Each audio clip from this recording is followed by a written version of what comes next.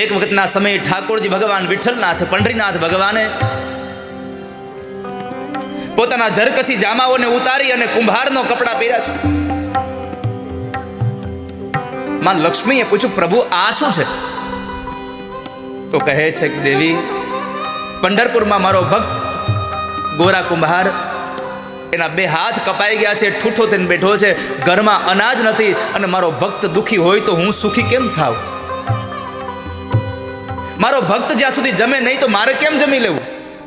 એક પ્રસંગ બહુ સરસ છે, પણ તમે જ્યાં સુધી પ્રસંગ સાંભળ્યો છે ને, એ પ્રસંગ અધૂરો છે, મારે તમને પૂરો કરીને દેવો છે આજે.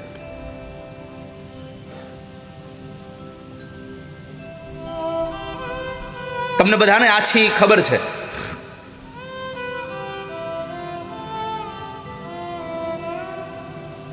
જેમ આપણું મથુરા, ગોકુળ અને એમાં જે વ્રજ છે ને, એમ દક્ષિણનું વ્રજ એટલે પંઢરપુર. ભગવાનના નામનો કેટલો મહિમા છે એની કથા તમને સત્ય ઘટનાનો પ્રસંગ કહું.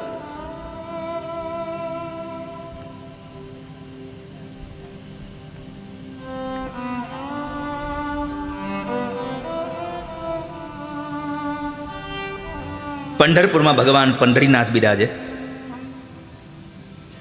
અને એ પંઢરપુરમાં એ દક્ષિણનું વ્રજ કહેવાય. એ વ્રજમાં ગોરા કુંભાર, બહુ દિવ્ય કથા છે ગોરા કુંભારની, પણ તમે બધા કેટલી જાણો છો કે માટી ખૂંદતા ખૂંદતા છોકરો પણ હારે ખૂંદાઈ ગયો તોય ખબર ન રહી, પછી ભગવાને એ છોકરાને સજીવન કર્યો. આટલી કથા તમને ખબર છે, પણ તમે જુઓ ભગવાનના નામમાં કેટલો માણસ રત છે, એની બહુ દિવ્ય કથા છે. પુનિત મહારાજે એના આખ્યાનોમાં લખ્યું છે,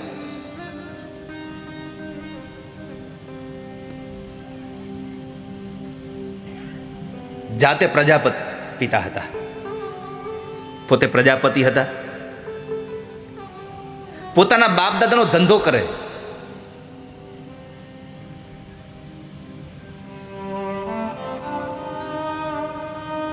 બાપ દાદાનો ધંધો કરે ને એ કોઈ દિવસ દુખી ન થાય.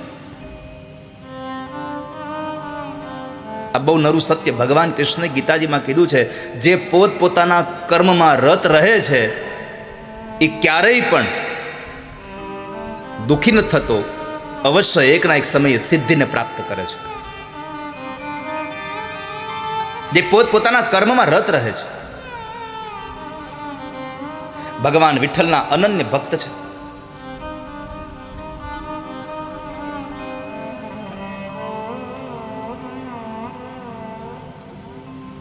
પોતાનું કર્મ કરતા કરતા ભગવાનનું ચિંતન કરતા રહે છે.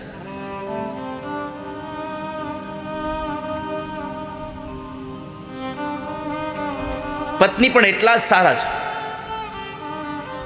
અને પત્ની સારા મળે ને એનો ભાવ સુધરે. બાકી તો કોઈ કે લખ્યું છે, જેની દાળ બગડે એનો દિવસ બગડે, જેનું અથાણું બગડે એનું વરસ બગડે, જેની પત્ની બગડે એનો ભાવ બગડે આખું.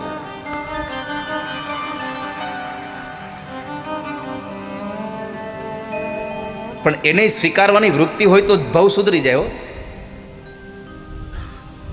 પુનિત મહારાજ લખે છે કે નરસિંહ મહેતાના પત્ની માણેકબાઈ હતા તીખા મરચા જેવા.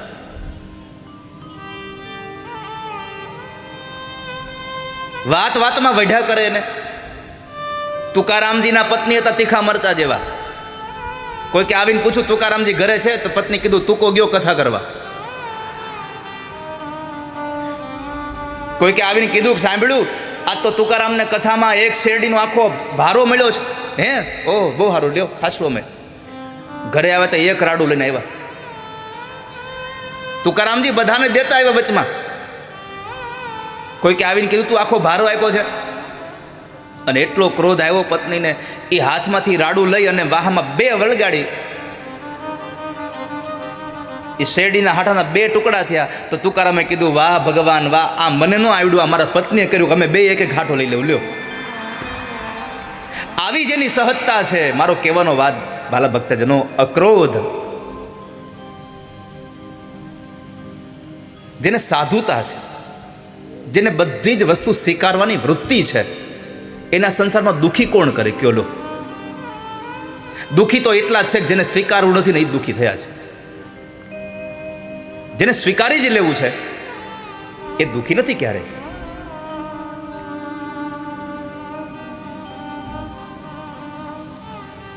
સંસારમાં પોતાના પત્ની સાથે પોતાનું જીવન ચલાવે, એકદમ સરસ રીતે પોતાનું જીવન ચાલે છે, અને ગાડાના બે પૈડા સરખા હોય ને તો જ બળદગાડું હરખું હાલે. નાના મોટું ટાયર હોય તો એ ચાલે નહીં.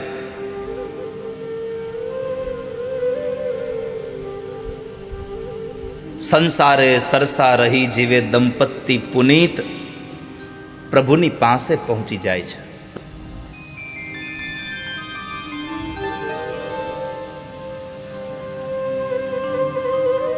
ભગવાનની કૃપાથી એક સંતાન થયું છે બંનેના દાંપત્ય જીવનમાં. પણ પોતાના કામમાં રત એવા ગોરા કુંભાર ગમે તે કામ કરતા હોય પણ મોઢામાંથી ભગવાનનું નામ હોય. અને વાત સાચી છે, કામ કરતા હોય ત્યારે મોઢાને બીજું ક્યાં કામ છે? કે સંજવારી કાઢો, તમે કચરો કાઢો ઘરમાંથી, ત્યારે મોઢાને શું લેવા દેવા છે? તો ત્યાંથી ભગવાનનું નામ લો ને. રોટલી વણો છો તો હાથથી વણો છો, મોઢાને ક્યાંમાં કાંઈ જરૂર છે? તો ભગવાનનું નામ લ્યો. ભગવાનના નામ સાથે ઘડાયેલી રોટલી તમારા પરિવારના લોકો જમશે ને તો એના વિચારો હારા થઈ જશે. મેં તો ઘણીવાર આપ સૌને પ્રાર્થના કરી છે કે દરેકના રસોડામાં એક સૂત્ર લખેલું હોવું જોઈએ બહેનોએ, પોતાના હાથે. જેટલા લોકો રસોઈ બનાવો છો ને એને બધાને મારી પ્રાર્થના છે કે આજ ઘરે જઈ અને એક કોરા કાગળમાં લાલ અક્ષરે, તમારા પોતાના અક્ષરે, તમને લખતા ન આવડતું હોય તમારા છોકરાઓને કહેજો, અથવા તો તમારા છોકરાના છોકરાને કહેજો, પણ લખી દે એટલું જ લખાવજો કે હું રસોઈ ભગવાનના પ્રસાદ માટે બનાવું છું, ભગવાન માટે રસોઈ બનાવું છું. આવું લખીને તમારા રસોડામાં ચિપકાવી દેજો. જ્યાં તમે ઊભા રહીને રસોઈ કરતા હો, જ્યાં તમે બેસીને રસોઈ કરતા હો, તમે જ્યારે રસોઈ કરો ત્યારે તમારી નજર સામે હોવું જોઈએ કે હું ભગવાન માટે રસોઈ બનાવી રહી છું, હું ભગવાન માટે રસોઈ બનાવી રહું છું. પછી જુઓ તમે ભગવાન માટે રસોઈ બનાવો અને તમારો ભાવ કેવો થશે. એ ભાવથી બનેલી રસોઈ એટલી મીઠી થઈ જશે, કારણ કે ભગવાન માટે છે.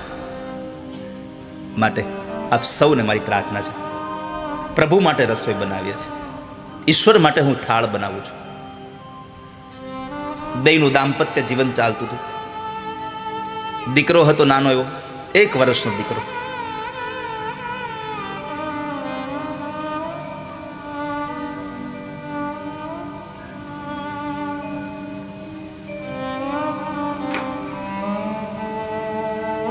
ગોરા કુંભારના પત્નીને પાણી ભરવા જવું છે. અને જ્યારે પાણી ભરવા જાય ત્યારે પોતાના પતિ બરાબર માટી ખૂંદે છે. વૃક્ષની ડાળ સાથે બાંધેલી એક દોરીને પકડી અને એક પછી એક પગ પછાડતા જાય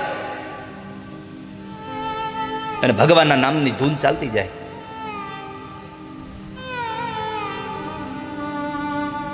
માજા વિઠ્ઠલ વિઠ્ઠલ વિઠ્ઠલા, માજા વિઠ્ઠલ પાંડુરંગા, માજા વિઠ્ઠલ વિઠ્ઠલ વિઠ્ઠલા, માજા વિઠ્ઠલ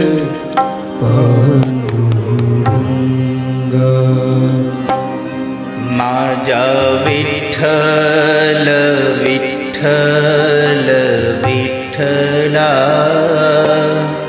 માજા વિઠ્ઠલ પાંડુરંગા, માજા વિઠ્ઠલ વિઠ્ઠલ વિઠ્ઠલા, માજા વિઠ્ઠલ પાંડુરંગા, માજા વિઠ્ઠલ પાંડુરંગા.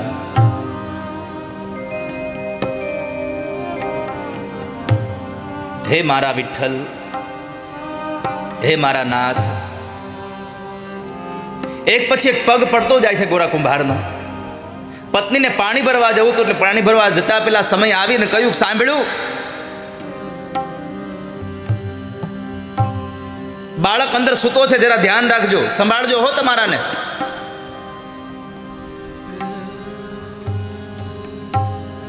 આને તો સુરતા ભગવાન હારે લાગી ગઈ હતી.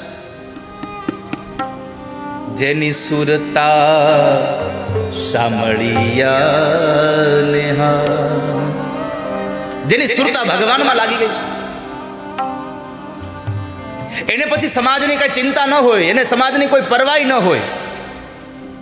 જો નરસૈયાએ સમાજની પરવાહ કરી હોત, મીરાએ સમાજની પરવાહ કરી હોત, આ ગોરા કુંભારે સમાજની પરવાહ કરી હોત, પરિવારની કઈ ચિંતા કરી હોત, તો કદાચ ઠાકોરજી કામ કરવા ન આવ્યા હોત.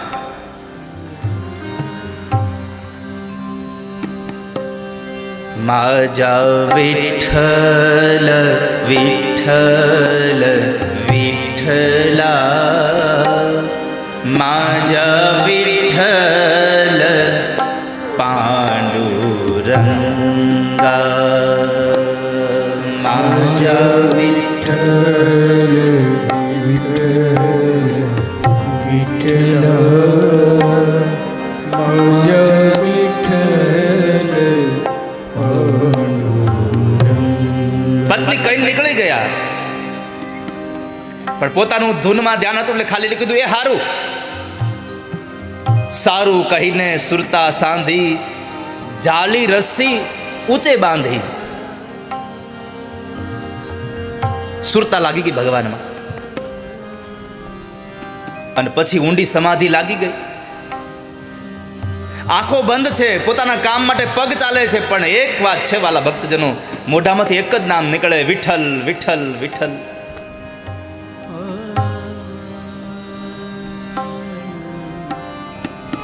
પગના તાલે તાલે સ્મરણ વધ્યું.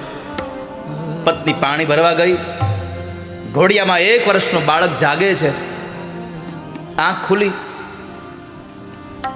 ઘોડિયાના 2 બાજુના એ ભાગને પકડીને બેઠો થયું બાળક. માં દેખાણી નહીં.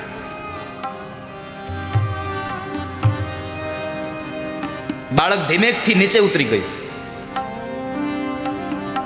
ઘરમાં ચારેય બાજુ બાળક ગોતે છે.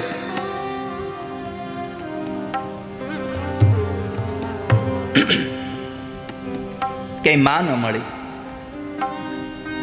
બાળક રડતું રડતું ઘરમાંથી ઓસરીમાં આવે ને ઓસરીમાં આવી જોયે તો ફળિયામાં પોતાના બાપને જોયું. બાળકની અભિલાષાઓ વધી ગઈ.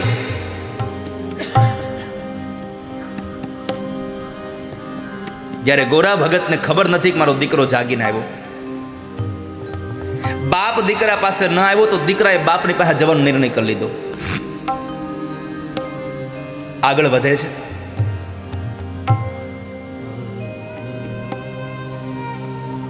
જે જગ્યાએ દીકરાઓ ચાલીને જતો હતો, જ્યાં બાપ પોતે માટી ખૂંદે છે,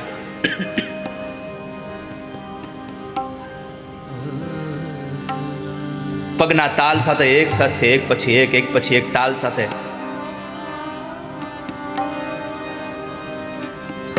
આંખો બંધ છે. 2 હાથે રસ્સી પકડી છે.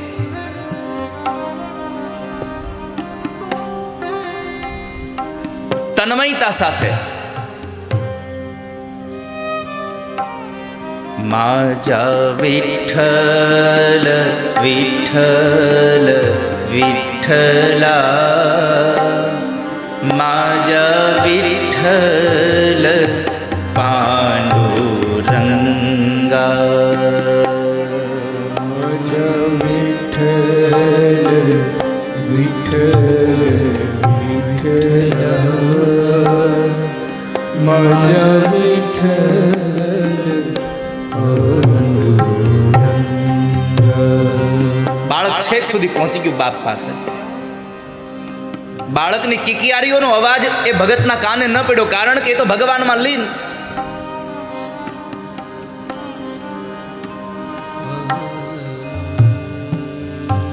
ઘટના ઘટી કે બાળકે ત્યાંથી ઊભું રહેવાનું બંધ કરીને બાપ જે ગારું ખૂંદે છે એમાં ગોઠણિયાભર ગયો.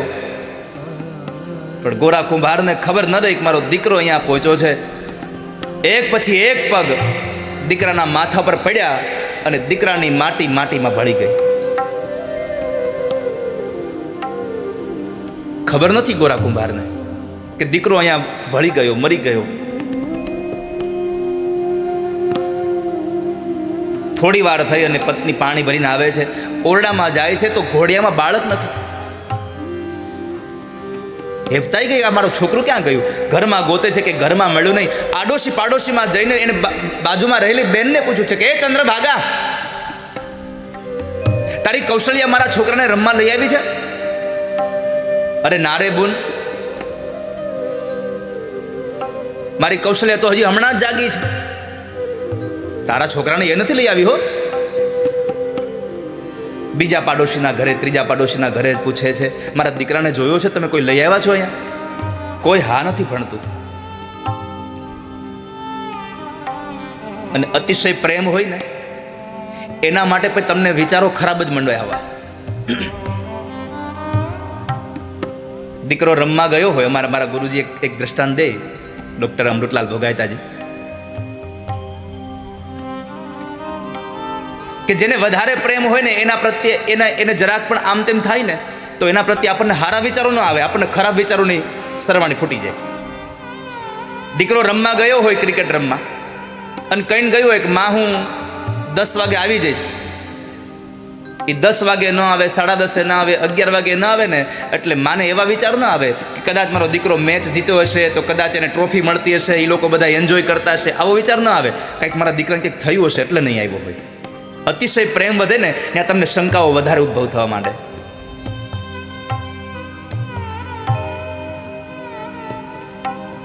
અહીંયા ગોરા કુંભારના પત્નીના મનમાં વિચાર માંડ્યા કે મારા દીકરાને કોઈક લઈ તો નહીં ગયું હોય ને. આંખમાંથી અશ્રુની ધારાઓ વહે છે. આમ જોવા જાવ તો સંતાનો વિશે જ્યારે માં રડે ને ત્યારે એ આંસુને આપણે શબ્દમાં ક્યારેય વર્ણવી ન શકીએ. એ અકથ્ય છે. એને વાંચવું, એને ખાલી તમે એને અનુભવી શકો.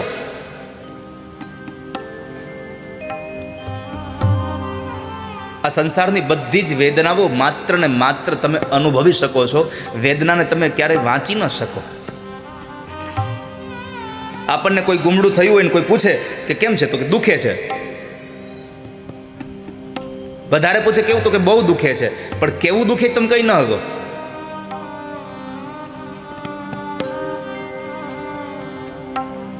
અકથ્ય વર્ણન હતું આ. ગોરા કુંભારના પત્ની રડે છે. બધાને પૂછતા પૂછતા આવી એટલે એક ડોશીમાં હતા. એણે પૂછ્યું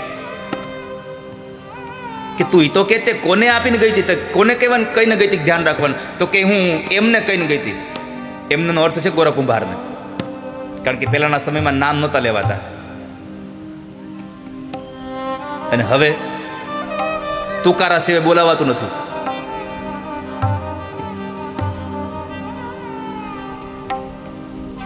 ખબર જ ન પડે આપણને આ પતિ પત્ની છે કે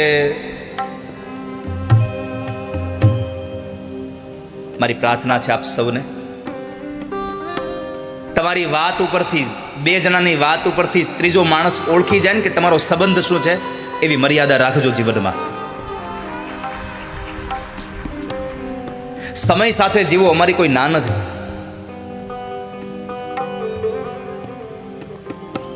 પણ ત્રીજો માણસ તમારા સંબંધને ઓળખી શકવામાં થાપ ખાઈ જાય એવી તો વાણી ન ઉચ્ચારો. પહેલાની માતાઓ પોતાના પતિના નામ નહોતી લેતી કોઈ દિવસ, અને આજે તુકારા સિવાય બોલાવતી નથી. મેં એમને કામ સોંપ્યું હતું, તો બેન એની પાસે જા ને, અહીંયા શું કામ આવ્યું છે એને જ પૂછ જા.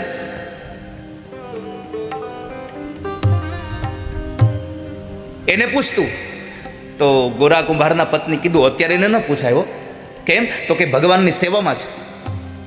જુઓ, જ્યારે આવી પત્ની મળે ને ત્યારે સંસાર તમને કોઈ દી બંધન ન બને. આવી પત્ની મળે તો સંસાર બંધન જ ન બને. કબીરજી મહારાજના પત્ની હતા. કોઈએ કબીરને પૂછ્યું કે કબીર, તમે ઘરમાં રહીને ભગવાનને ભજો છો? અમે તો સાંભળ્યું છે ભગવાનને મેળવવા હોય તો તમારે જંગલમાં જવું પડે, આ પત્ની, આ સંતાનો, આ બધું ન હાલે. કબીરજીએ કહ્યું કે ભાઈ, ઘરમાં રહીને ભગવાનને ભજી શકું છું એનું મૂળ કારણ એ છે કે મારી પત્ની મને અનુકૂળ છે. હું જે કામ કરું ને એમાં કોઈ દિવસ મારી પત્ની બાધક નથી બનતી. આ ગોરા કુંભારના પત્ની કીધું કે અત્યારે ન બોલાવે હોય માં એને. કેમ? અત્યારે ભગવાનના સ્મરણમાં છે, મારે એને અત્યારે વિક્ષેપ ન કરાય. હવે તમે કલ્પના કરો, આ ગોરા કુંભારના પત્ની હતા એટલે એને કહ્યું કે મારા પતિ અત્યારે ભગવાનના નામમાં છે એટલે મારે એને ન કાંઈ પૂછાય. બીજી હોય તો મૂકો તમારું આ ભગવાનનું નામ, આ છોકરો નથી જડતો, મારે એને ન પૂછાય.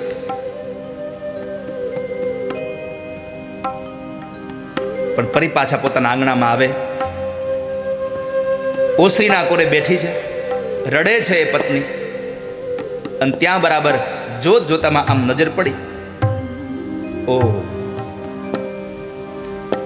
માટીના એ ગાળાના ખામણામાં દીકરાના નાના નાના હાડકાઓ જોયા છે.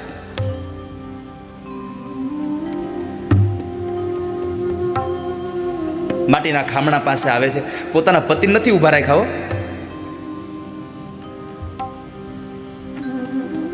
એક એક હાડકું લઈ અને ટોપલીમાં ભેગું કરે છે. ટોપલીમાં ભેગું તો કર્યું, પણ સૌથી વધારે જો એને કોઈને દોષ આપ્યો હોય ને તો ભગવાન વિઠ્ઠલનાથને આપ્યો છે. જેમ અહીંયા વડોદરામાં કોયલી ગામમાં મનસુખરામ માસ્તરના પત્ની ઉજમબાઈએ ભગવાનને કીધું, તું ઠાકોરજી તમે નહીં આવો ને તો મારા પતિની નોકરી જાહે એનો ડર નથી, પણ મારા પતિ જેને ભજે છે એને બાનાની પત જાહે.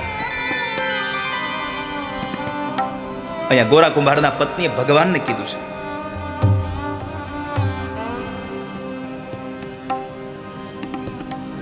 કે તમે આવા નીકળ્યા, ભગોવ્યું નામ તે તારું, ગુમાવ્યું બાળ મેં મારું, કરોડો સૂર્ય જેવો તું, છતાંય આજ અંધારું મારે. પતિ પાગલ બન્યો તુજમાં, બનો પાગલ તું આજ. સમજ ઓ વિઠલા, આજે બને બદનામ તું સાથે. તું કોઈનો થયો નથી, તું કોઈનો થયો નથી, અને અમને ખબર છે તું કોઈનો થવાનો નથી. ગોરા કુંભારના પત્ની કહે છે, સાગર દયાનો તું કહાવે, ક્યાં ગઈ તે તારી દયા? કા તો દયા સુકા ગઈ અને કા પ્રભુ તું અહીંથી વયો ગયો. આંખમાં અશ્રુની ધારાઓ સાથે વિઠ્ઠલનાથ ભગવાનને ન બોલવાના શબ્દો બોલે છે.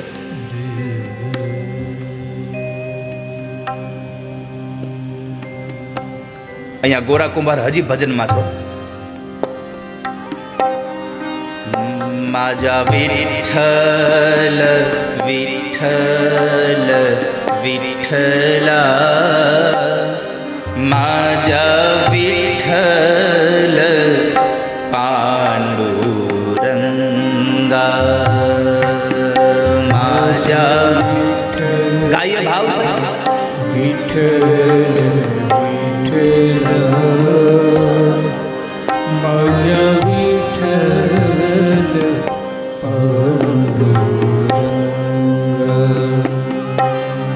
વિઠ્ઠલનો નાદ થતો રહે છે.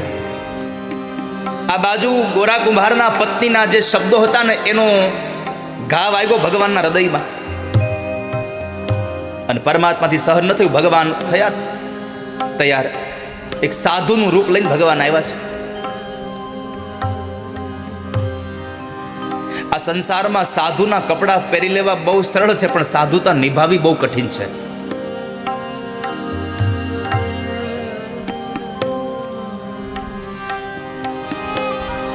ભગવાન સાધુ બનીને આવ્યા છે. આવીને આંગણે ભિક્ષાની ટહેલ નાખી, ભિક્ષામ દેહી. ગોરા કુંભારના પત્ની દીકરાના હાડકાઓની ટોપલી લઈ રડતી હતી. સાધુને જોયા પોતાની આંખો લૂછી નાખી. બાપજીને પ્રાર્થના કરીને કીધું, બાપજી ક્ષમા કરજો, આજે હું મારા હાથે તમને કંઈ દાન નહીં આપી શકું, કારણ કે હું સ્ત્રી ધર્મમાં છું. એક કામ કરો, મારા રસોડામાં જઈને તમારે જેવી સામગ્રી બનાવી હોય તમારા હાથે બનાવીને તમે જમી લો.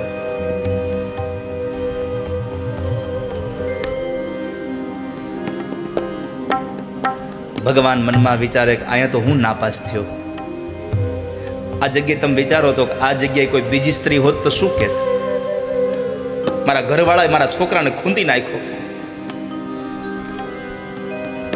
પણ ગોરા કુંભારના પત્નીએ આ બધી જ વાતને એક બાજુ રાખીને કીધું, બાપજી તમે ઘરમાં જઈને રસોઈ બનાવી લો. ભગવાન નાપાસ થયા, અંદર ગયા, રસોઈ બનાવી, જમવા બેઠા. ભગવાને કીધું હવે કાંઈક તો કરવું પડશે. भगवान ने कहा, माई तेरा बच्चा कहाँ है, मेरे साथ में बैठा दे भोजन के लिए. गोरा कुंभारना पत्नी कहे छे, बापजी ए तो रमवा गयो हशे के एक छोकरा वारे, एने आवता वार लागशे, तमे जमी लो. आप जमी लो, आप भोजन करी लो, एने नहीं आवे, ई तो रमतो रमतो क्यांय वयो गयो हशे. કેટલું કઠણ હશે આ. દીકરાના હાડકા સામે જોવા મળે છે, છતાં આંખમાંથી આંસુ બંધ કરી દેવું એક મા માટે સૌથી વિકટ સ્થિતિ છે.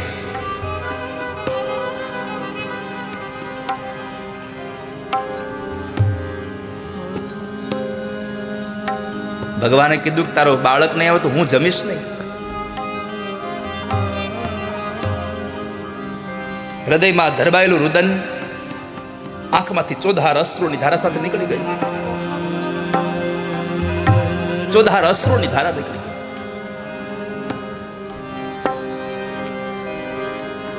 ભગવાન તો બધું જાણતા હતા, પણ છતાં પૂછું કે માં શું થયું છે, કેમ રડો છો?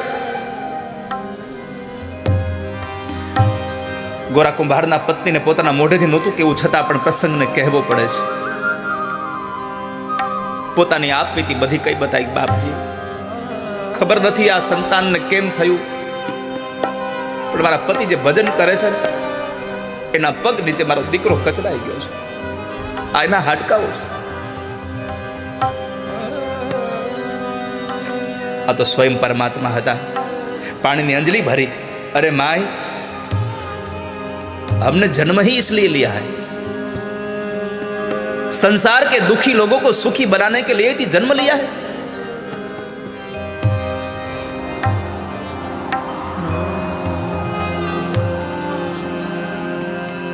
सरोवर तरोवर संत जन, चौथाई बरसे मेघ, परमारथ ने कारणे आ चारो दरिया दे. અમે એના માટે તો જન્મ લીધો છે માં. પાણીની અંજલિ ભરી અને હાડકાની ટોપલીમાં છાટી. 1 વર્ષનો બાળક ફૂલ જેવું રમે છે પાછું અંદર.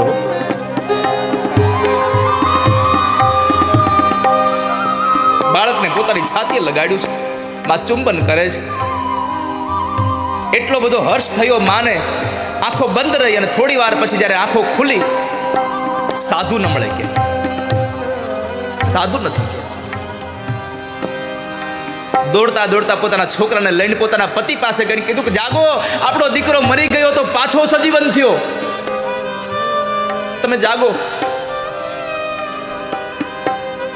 2-4 વખત અવાજ કર્યો ને કાન ચમકા, દીકરો મરી ગયો ને જાગ્યો, પાછો જીવતો થયો. ગોરા કુંભારે આંખ ખોલી છે. આ શું બોલે, તું મરી ગયો ને જીવતો થયો? હા, પત્નીએ પોતાના પતિ દ્વારા જે થયું હતું આખી કહાની કઈ બતાવી.